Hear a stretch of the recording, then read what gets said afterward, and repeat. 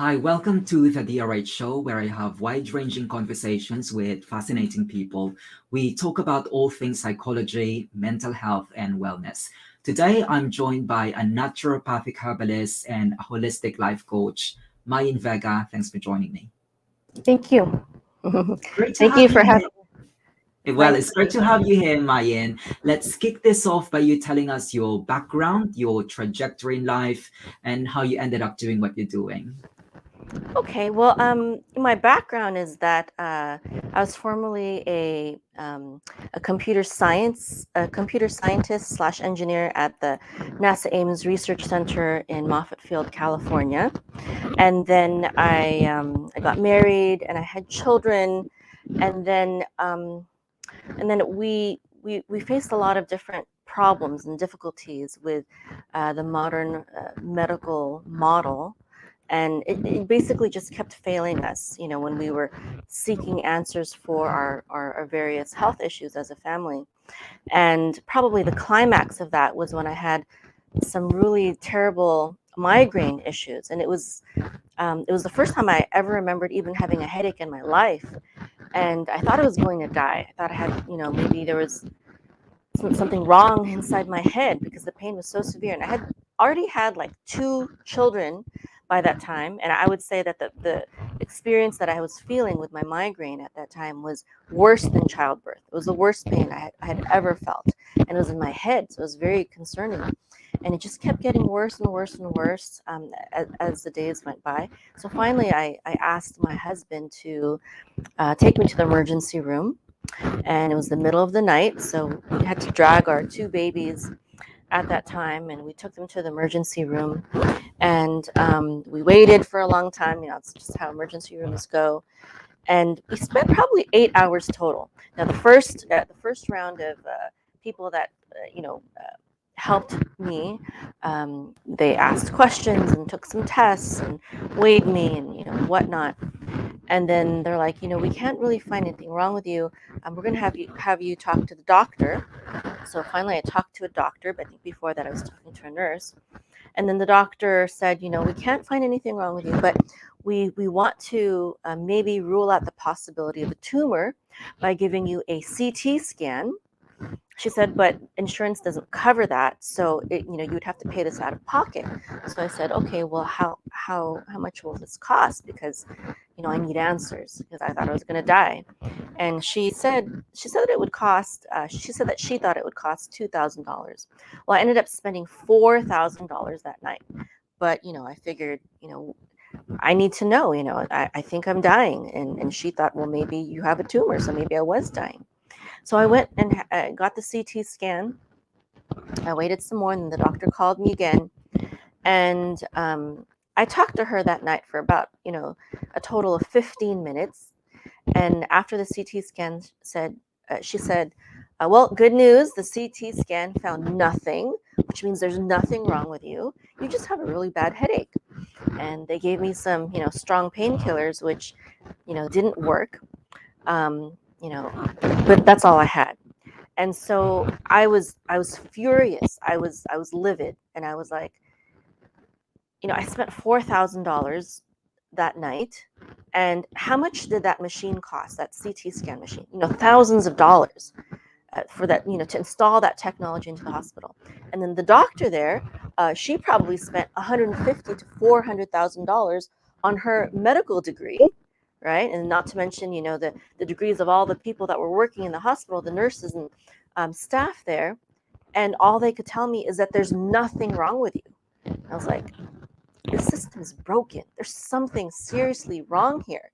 If I'm going in here and they can't find anything wrong with me. And that was the straw, the last straw that broke the camel's back. And from that night on, that wasn't the only bad experience we had with modern medicine, but that was the last, basically. And from that point forward, I decided, I'm going to take charge of my own health. And that's when I began studying nutrition and herbalism, naturopathy, orthomolecular nutrition, eventually also life coaching and health coaching. Mhm. Well, I think And Yeah. Yeah, well, I just want to say that thank you for sharing to us your health journey. I could totally understand your frustration, even though I live in a country where there's free public health care. But before living in Britain, I live in Southeast Asia, where just like you, if I have something, if I have illness, I also have to spend a lot of money, and eventually, just like what you shared, they tell you that nothing is wrong, you're perfectly healthy, but you spend a lot of money. It's really frustrating, and yeah, just like what you've told us, it led you to discover the benefits of naturopathy. And I apologize if I don't get the name right, but just for the benefit of the uninitiated, including myself, what exactly is naturopathy, and what do you do as a naturopathic herbalist? Right. Okay. So there's two words in that term. Right? There's naturopathic and there's herbalism. And so I'll talk about the first word first. Herbalism. Herbalism is basically the ancient art of healing. There's Chinese medicine, traditional Chinese medicine. There's Ayurveda, and there's different the ancient healing uh, arts before we had pharmaceutical drugs and medical doctors. The healers were herbalists, right? Whether they were shamans or whatever. They were herbalists, meaning they used the things in nature to heal people that were sick. They used the plants. They used other natural things as well. But the medicines were herbs, were plants, and it doesn't matter. When people think herbalism, they think, oh, a tea. But there's also there's other forms. You can use any form. You can use any part of the plant, and it's still part of herbalism. You can use the bark, you can use the roots, you can use the leaves, you can use the flowers, you can use the seeds. Herbalists will use all of it. And it's not just teas, it's also tinctures and wraps and, soaking yourself, bathing in herbs. There's a lot of different ways to use herbs. So that's the traditional, like, ancient healing art. Now, naturopathy is more of an inclusive word to include other facets of holistic health and healing, which some of them have always been part of herbalism, such as fasting, getting enough sunshine and rest. But it basically deals with everything that doesn't have to do with plants and herbs, right? So and other things that are more modern, like, for example, orthomolecular nutrition that I mentioned, which is megadose vitamin therapy, high doses of specific vitamins to help you with whatever issues you may be facing. For example, vitamin C therapy and vitamin D therapy is a very important one in orthomolecular nutrition. And there's other like more newer, more modern um, holistic health and healing methods that wouldn't fall under traditional historical herbalism, but they just all fall under the umbrella of naturopathy, such as also homeopathy and even essential oils. Essential oils weren't as common way back then, but certainly homeopathy, that is a very more modern healing art, even though it does use the same basic elements as herbalism does. So does that make sense? That Those words. definitely, yeah, yeah. It's a very clear overview of what naturopathy is and what you do within that field. Okay, so Mayin, thank you for again explaining to us what that field is and how it actually benefits us. But I just want to dig deeper because you spend a lot of time, familiarizing yourself and gaining experience and expertise. So you could probably share to us what are some of the herbs that are good for our brain. Yes, yes, absolutely. So, I just recently I did a video on dementia, and I think there's a specific brain tonic formula that I mention, and I just like to go ahead and discuss some of the herbs in that formula. Okay, so first of all, ginkgo biloba leaf is really good for your brain, and it's also probably the most tested herb for improved brain function. And that doesn't necessarily mean that it's the best. It's just the most tested. Researchers were probably trying to make a medicine out of it, which is why it's the most tested. But it was showing very promising results. So that's why testing continued for, and continues to this day. So ginkgo biloba is a very powerful antioxidant, which means that it helps to reduce free radicals, which is very good for not only your brain, but your whole entire body, just your health in general. And it also reduces inflammation, and it also improves circulation. And all these things are good for your brain. And not only is it good for Alzheimer's and dementia, but there's also been research that has shown that it's good for other things like ADHD, depression, um, sleep, schizophrenia, a lot of things. There's a lot of research that has been done for ginkgo biloba, and not only things like that, but even things like low libido, and things that even don't even have anything to do with your brain too much. So ginkgo biloba is a really, really good herb. My husband just, or not just, but planted a ginkgo biloba tree, and so we get to enjoy it free, which is really nice. So it's something that you can take, not just if you have issues, but you can take it as as an herb for preventative measures. Just let it be one of your daily drinks. It's so much better than drinking soda or whatever kind of junk people drink these days. There's a lot of things that you can do. If you, let's say, for example, if you're drinking soda, it's got all these chemicals that are really bad for you, and it will accelerate the aging process, right? Whereas if you take these good herbs that we're talking about today, it will protect your brain, and um, it will slow down the aging process, or the negative effects of the aging process. And so another herb that's in this brain tonic formula that I talk about is organic rosemary leaf and flower. And rosemary is traditionally known as the remembrance herb in herbalism. So rosemary is a delicious herb to use in cooking, in Italian food, and even if it's not Italian, it's just soups. I love, it's a really tasty herb. And then there's also kola nut. Now, kola nut, it might not be very much known for dementia or Alzheimer's in particular, but it's included. I think um, one of the reasons why, and I got this formula from Dr. Richard Schultz, and he's not a medical doctor. He's an herbalist and a naturopath. He's not a medical doctor, um, but he was one of my teachers when I was studying herbalism. Now, I believe that one of the reasons why he includes it in his formula is because of its caffeine content. Now, even though I don't know of much research with kola nut in particular, as it pertains to brain function, however, there is a lot of research that about caffeine, and how caffeine improves brain function, and it can even be protective, preventive against dementia and Alzheimer's. So I know caffeine. There's controversy about the healthfulness of caffeine. Certainly, if you have high blood pressure, that's something to consider. But caffeine can also be very helpful, and even coffee. Like um, coffee is very high in antioxidants itself also. Now there's no coffee in the formula, but there's kola nut. And then another thing that is in his formula is hot peppers. He uses either habanero peppers or cayenne. Cayenne is more of the traditional herb, the traditional pepper to use in herbal formulas.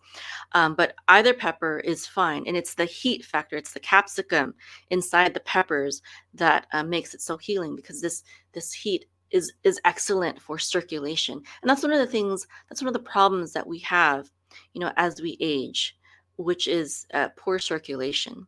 And this not only affects our brain, but there's a lot of our heart, and um, there's a lot of things that are affected when we have poor circulation. So, and now Tabasco, or these bottled hot sauces, they're not so good because they have all these additives that are harmful for you and your brain. So as excitotoxins, as neurosurgeon Dr. Russell Blaylock calls it. But when you have the whole herb, when you have real peppers, whether in powder form or fresh. It's very good for your circulation. It's very good for your brain.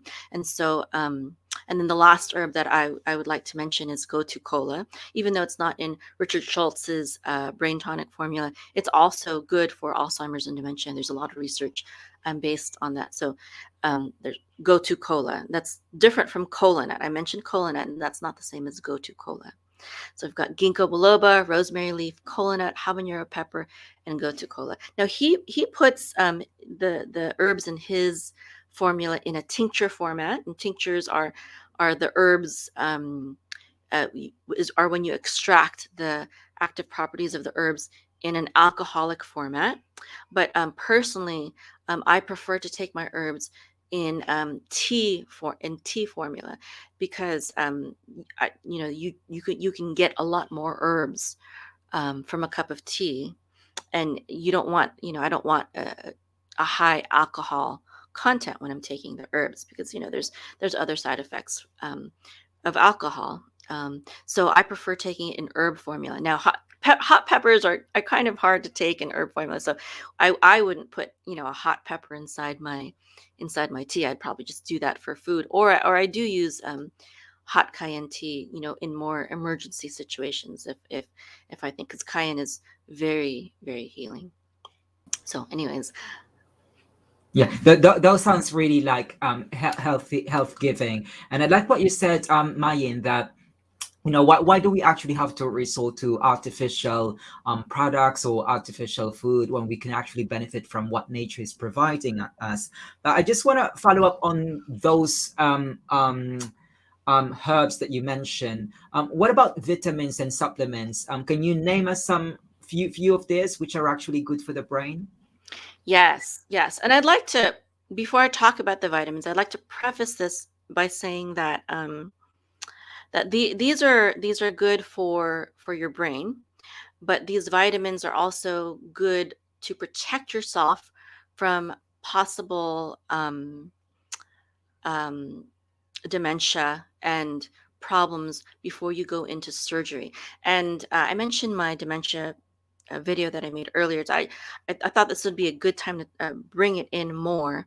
So if you don't mind, but I made this video about dementia because I coach someone who is actually a medical doctor, and one of her family members recently had an operation, and I don't remember what the operation exactly was, but after the operation, all of a sudden, he had dementia, and when the family asked the doctor about it, they were like, "Oh, it's just his brain is shrinking, and it's just, it's a natural thing." They didn't admit any kind of relationship or even possibility of the dementia being connected to the surgery, even though it was very obvious to the family that the dementia happened right after the surgery. He was perfectly fine before the surgery, and so she thought that that was very suspicious, and so at aruka.com, which is my our health coach certification and naturopathic herbalist school, where we teach people to become naturopathic herbalists such as myself, and also health coaches. One of the people that we study, of course, we study Richard Schultz, master herbalist. We also study several only holistic medical doctors, and one of them is Dr. Russell Blaylock, and he's not only a medical doctor, but he is also a neurosurgeon. So he has a lot of experience with brain diseases, and he brings out that POCD, post-operative cognitive disorder, is indeed something common. I mean, not that common where it happens to everyone, but there is this phenomenon of POCD, or dementia-like effects post surgery because of the anesthesia. Okay. Now, not most surgeons will either be unaware of this, or they'll deny it, or they won't want to make themselves aware of this. Okay. But, you know, he brings out that it is indeed a thing, and so he advises, and now the list of herbs that the list of vitamins that I'm about to read, it's good to take before surgery, but it's also good for your brain in general, and should be, can be taken and should be taken, actually, especially if you're getting older, on a regular basis. Okay, so first of all, antioxidants, and again, the antioxidants um, will combat free radicals, uh, which means that it will combat the aging process in your body. And antioxidants such as B12, B6, folate, riboflavin, basically all the B vitamins, and also vitamin E and vitamin C. And these also reduce inflammation. Vitamin D, and most people in the world today are deficient in vitamin D, and it's very important for your immune system and also your brain health. And that's because of the sedentary indoor lifestyles that we are um, a lot of the problems that we're facing our ancestors did not face because they didn't live the kind of lives that we live, and they didn't eat the kinds of foods that we eat. Also, they didn't have all these chemicals that are so bad for our brains. And then another very important thing is DHA, which is DHA and omega 3s primarily from fish oils. So so this is something also that's very lacking. Not only is it lacking, but there needs to be a balance in our bodies between omega 3 fats and omega 6 fats. And DHA is, from the omega 3. But the problem is most of the oil that we consume is omega 6 in nature. So most people would be benefited from an omega 3 supplement no matter what the age. And so, the natural source of that would be taking it from fish. But also, we just need to cut out all of the fast food that is mostly fried in bad oils, not omega 3 type oils, but the omega 6 bad oils. Um, and so the fried foods, and I mean, not just fried foods, most of the packaged and processed foods. And when you cook, the best oil to cook with is coconut oil, not vegetable oil. That is a one of the worst sources of omega 6. So coconut oil or avocado oil is very good to cook with. Also palm oil. Now olive oil is also good, but it's not good to cook with. It's better to use raw, or if you're going to warm it up, just very low heat, because it has a very high a very low smoking point. Actually, the oils like coconut and avocado, they have a higher smoking point, which means that they will not break down, and they're better for you in terms of cooking. So DHA, that's one of the supplements. Sorry, I got off on a tangent about cooking oils, but it's so important that people understand these things. Um, and as it relates to the kind of foods that we eat. Okay. So, and then another supplement is N-acetylcysteine, and that's good for so many things. So I also take N-acetylcysteine for I have dry eye issues, and that's something that comes through menopause. And also, I probably don't drink enough, as much as I need to, and also I'm breastfeeding. So N-acetylcysteine is also good for the brain. And another really important thing that neurosurgeon Russell Blaylock recommends is magnesium. And also orthomolecular nutritionist Andrew Saul, and his a lot of his work is based on the two-time Nobel Prize winner Linus Pauling and his work and research on orthomolecular medicine and nutrition. But so one of the things that they recommend are magnesium, and then Dr. Andrew Saul also recommends calcium. So Andrew Saul, he's not a medical doctor again. Also, he is a PhD, a scientist. So magnesium is very important and calcium also, because they help to lessen the effects of heavy metal toxicity. And heavy metal toxicity, as neurosurgeon Russell Blaylock teaches, is one of the causes of dementia. It's one of the risk factors. It's one of the causes. And we are just bombarded with, very unnecessary, very unhealthy metals today. One of the major ones that Russell Blaylock mentions is mercury. And, this would include, thimerosal. It is a form of mercury, and it's one that is very common. And we get extremely high doses of because of immunization schedules today. And so this is also very bad for our brain. And, there's a lot of research on, the connection between various mental issues and mercury. Okay. So there's mercury, and people, they'll warn against fish consumption. They'll say, oh, there's too much. We shouldn't be consuming fish because of the mercury content. But actually, the amount of mercury that is found in shots in the immunization regimen that we have is just ridiculous. It's just like 1,000 times more than you would ever get from eating fish, even on a regular basis. And so people are afraid of eating fish, even though fish actually has very helpful omega-3 oils and DHA that is good for our brains. So it's really, really backwards, that. Anyways, so mercury is one of them. Another one is, that I think is a major problem is and that Dr. Russell Blaylock teaches is aluminum. A lot of people cook with aluminum pots and pans, but it's very toxic. Toxic. It's very bad for your brain. And so when you take magnesium and calcium, it will help reduce the absorption of these toxic metals into your body. Um, but you should also just stop using aluminum as much as possible. Our family uses aluminum only to cover the food, but I'll always make sure that the aluminum foil doesn't actually touch our food, especially when you're heating it up. And that's when the aluminum can leach into the food more if it's actually touching the food. So try to use aluminum as sparingly as possible, and certainly do not cook with aluminum pots and pans. That is one of the ways that we get heavy metal toxicity, which is very bad and can cause dementia and Alzheimer's. So yeah, I hope Well, that wasn't mine. too Thank you long of an for. answer.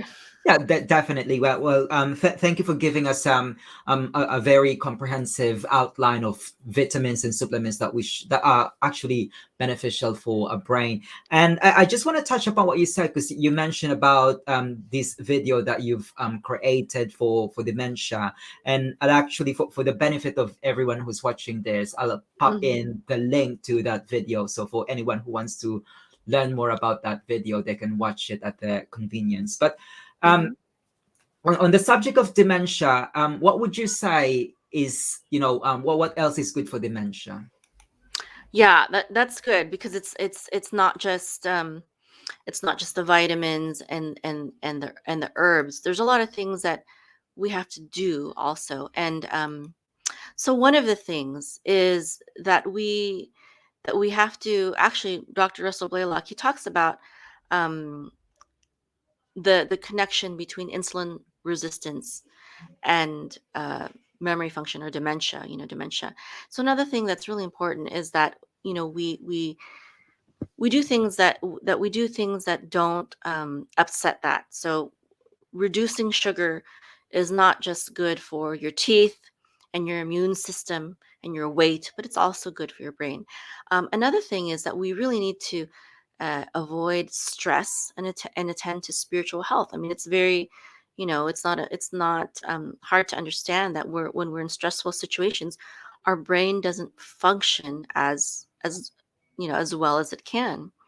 So reducing stress is really, really huge. Um, and also um, doing things that challenge your brain. And this is a challenge, especially for senior citizens.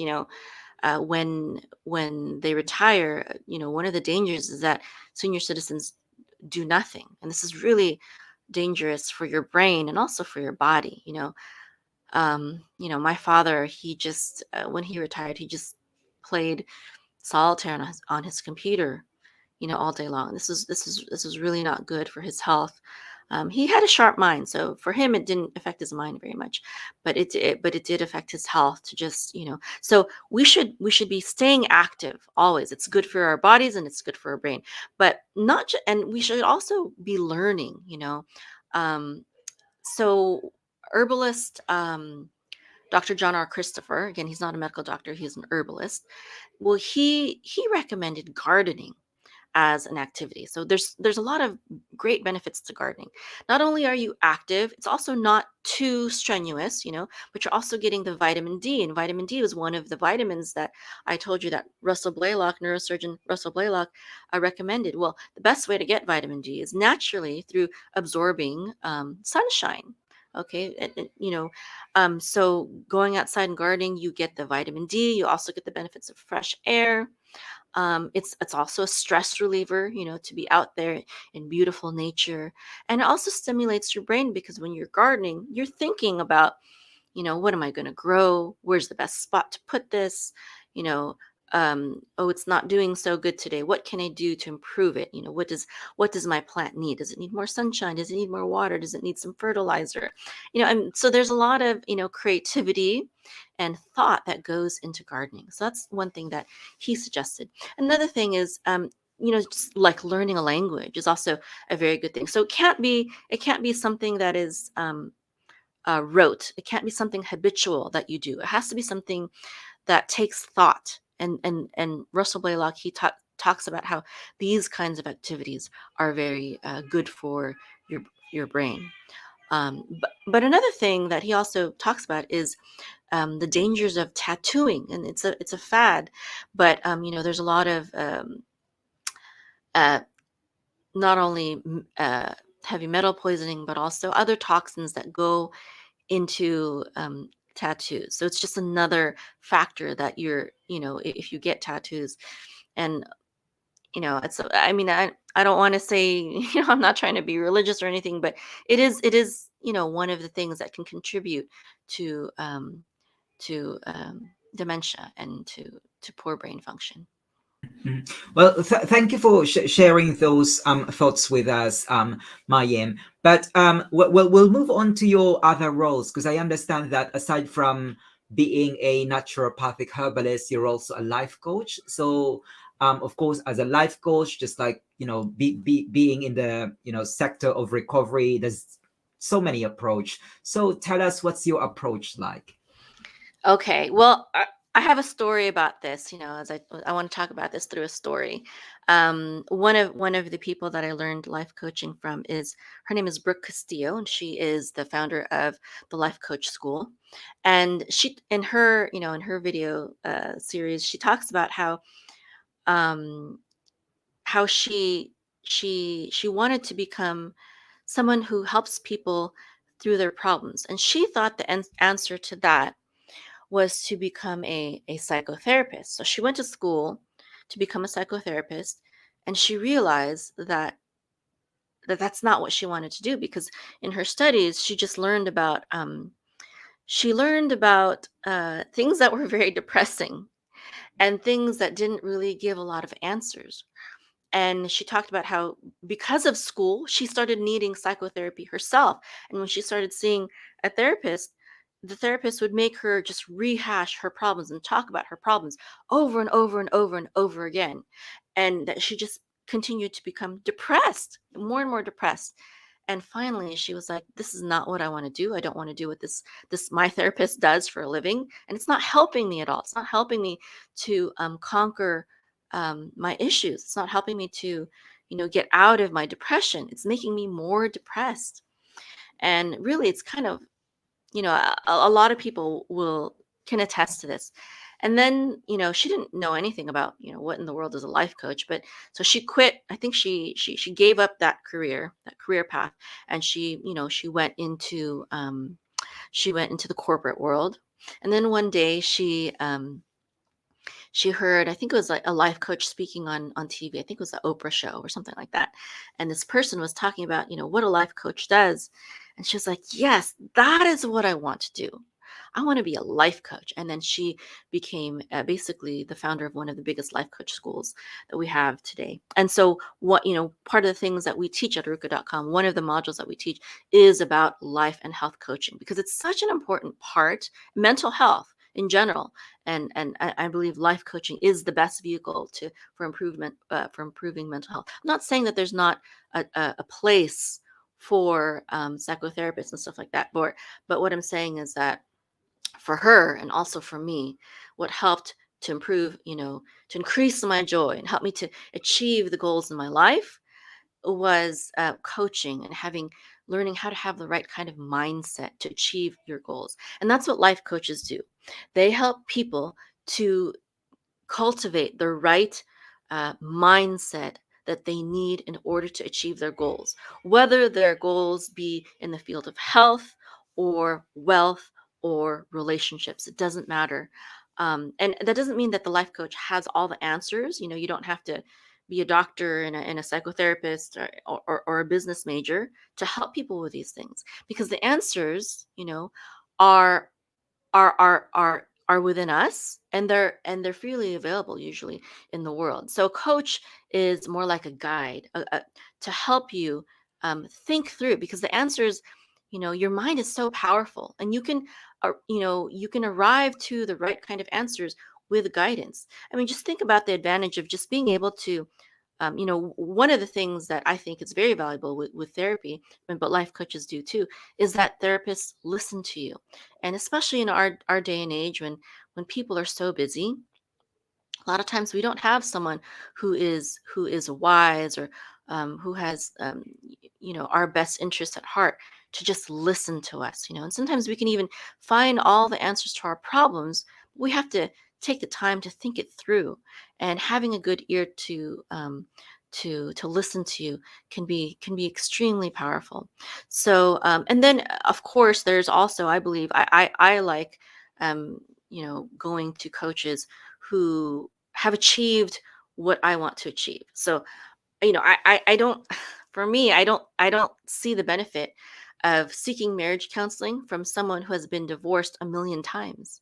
You know what I mean? I want to seek marriage counseling from people who have successful marriages. I'm not saying that people can't be divorced maybe once, but if they're going, every few years regularly as a pattern, going from one spouse to another, I really don't want that.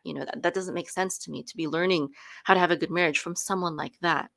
You know what I mean? So actually, my husband and I, we do marriage coaching for people, and we don't, we're not licensed counselors, but people go to us because they see that we have a good marriage. And and our faith plays into that a lot. People trust us because they understand our faith. We're leaders in a spiritual community. So yeah, a life coach is basically someone that helps you achieve your goals, no matter what they are. And for someone, for example, when I was talking about the medical doctor who wanted to learn about dementia, if it's her goal to learn about dementia, I don't have to be the expert. I don't have to be a psychotherapist. I can point her to the right resources and to the right healers that I know, who are holistic minded and can provide those answers for her. So, just being resourceful as a life coach is very important to help. You don't have to have all the answers, but you have to help your client find the answers. And Absolutely. Absolutely. Well, Mayim, you mentioned to us about your platform, Aruka. Again, I'll pop the link to the description notes so anyone can visit the website. But you mentioned that you're using this platform to equip students on how to, become a more effective life coach. But I was just wondering, are there any sort of qualifications for them to attend to Aruka? I was, alluding to whether you're expecting them to have like a background in counseling or sort of background with, life experiences. Do you expect them to have that? no, not at all. So yeah, Mm. at aruka.com, we teach mostly naturopathic herbalism, but also the life coaching, and also online business and marketing. And when I designed the program, I designed it for someone like me, back in 2003, or before I myself began studying naturopathy and herbalism. I designed it for someone like me, someone with no medical background, no health background, but someone who was just basically just, you know, was sick and tired of the failing modern medical system, and they wanted real answers, and they were not getting it from the system. And so I have students that have no medical background at all whatsoever, but I also have students that are nurses or medical technicians, and even doctors are learning from me. So no health or medical background is necessary, but we do have students that do have a health or medical background.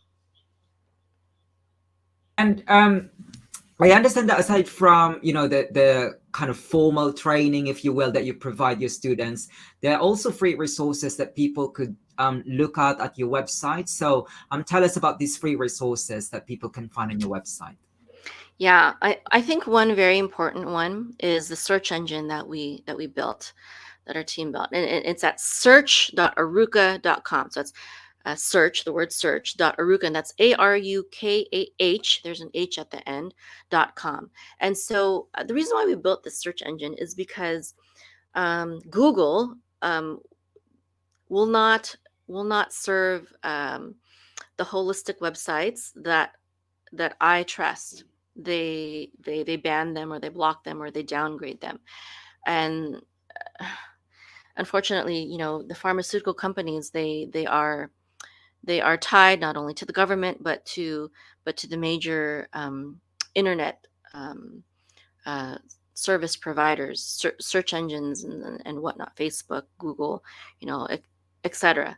So that's why we created our own search engine, so that we could search information from websites that were not influenced by big pharma, by pharmaceutical corporations, that were truly holistic and were not afraid and did not cater or serve um, big pharma. So I use it myself, and my students use it, and it's freely available for use to anyone. So that's search.aruka.com. Uh, Okay, and then the other resource, there is one more resource, the new one. It's basically just a short online email mini course about how to become a holistic healer. And in that short mini course, I send a new lesson every, I think it's every few days or so. It's about my journey of how I became a holistic healer, and what the steps are, in an overview, not very in depth, but just an overview of how to become a holistic healer, that what kind of steps need to be taken. Well, I've got to congratulate you for making such, platform, a search engine, but in particular, because I would imagine that took a lot of resources and that took a lot of time to create a search engine. But again, I suppose that's what you have to pay for if you want to really disseminate information that you're really passionate about. So yeah, thank you for creating such a platform. Well, thank you for sharing those information to us, Mayim. Now, I would imagine because you have acquired a lot of experience in your chosen field. So if you could just identify some misconceptions within your field and kind of address them. Yes, absolutely. So I think one misconception, especially about what I do, especially because it's in the health field, is that you have to be a licensed physician in order to become a holistic healer. And that's actually not true. You do have to have a license to use the title naturopath. So we don't use the title naturopath. I use the title naturopathic herbalist. But even then, the license is only required in certain states. So for example, in Texas, that title is not protected. But even though it doesn't matter, you can still be a holistic healer with the health coaching model. And so, for example, anyone can write a book, right? You don't have to have a medical degree to write a book, right? And so, likewise, anyone can create a video about a health topic. There's nothing illegal about that. And so, what a health coach does is a health coach educates and inspires and supports people on their health and healing journey. I always tell my students, and I call them students because it's an educational relationship. That I cannot tell you to do anything, because I'm not a medical doctor. And I'll even refer them to a holistic medical doctor who I think will take good care of them. But even a holistic medical doctor can only do so much, because, you go in to visit them, and a holistic medical doctor will charge maybe, 150 to $1,000 for, your first visit, maybe. And it's very expensive, but there's a lot of learning that you can do that will complement your visit to a holistic medical doctor, and that can be provided by a health coach. So health coaches will create programs that are educational in nature. There's one that I recommended to one of my clients not too long ago, called Chris Beats Cancer. Now Chris beat cancer. He was he had cancer, and he took charge of his own health, and he used various holistic methods to heal himself. And because of his experience, he has helped thousands of others as well. And what he has his book, and he also has a coaching program where he has various video modules where he tells people about all the research that he made in order to heal himself and his experience with it, so that others can do it. And a lot of a big part of his coaching program also is encouraging people to not be afraid, and to avoid common pitfalls that people might face if they're trying to heal themselves. So you can't be a doctor without a degree, but you can educate and inspire and support people as a health coach. And that's exactly what health coaches do. That's what we teach people. And I believe that it's a much more actually, it's a very lucrative model. It's so lucrative that even medical doctors want to become health coaches. There are a lot of medical doctors who transition into health coaching because it not only it can be more profitable if you do it the right way, and also it allows for the financial time and location freedom that having an online business especially can have. So, for example, there's two medical doctors in one of my groups.